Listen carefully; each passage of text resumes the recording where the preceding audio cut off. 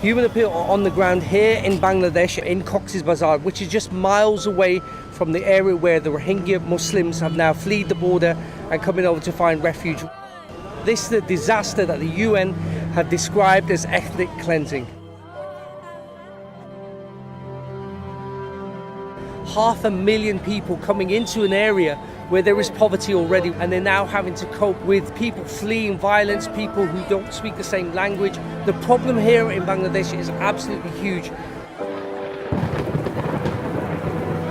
Some of these people have been fortunate to be able to find tents and temporary shelter homes, but many of these people are sleeping out in the streets. And this now is a wet season here in Bangladesh, so there is hot baking sun at times, and there are torrential rains in the evenings.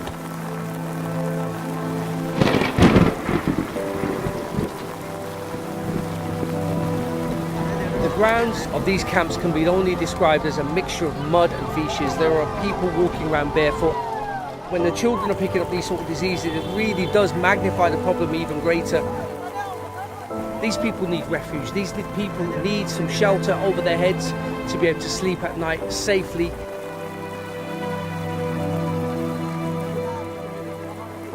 Experienced members in our team have already witnessed skin disease now on some of the young children, and this is really going to add to the problems that we're already facing.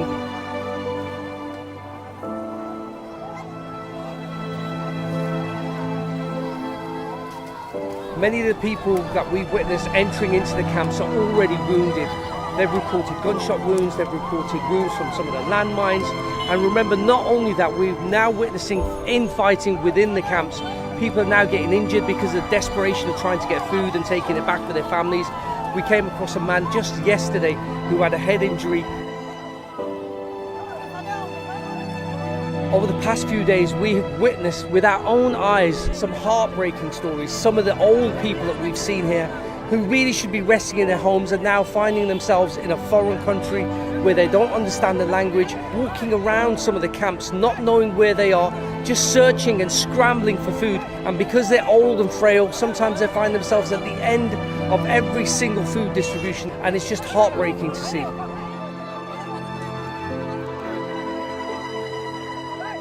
We're targeting those families who are the most vulnerable. We're giving out food and shelter aid to those families, and we need you to keep on giving and keep on donating to support our work.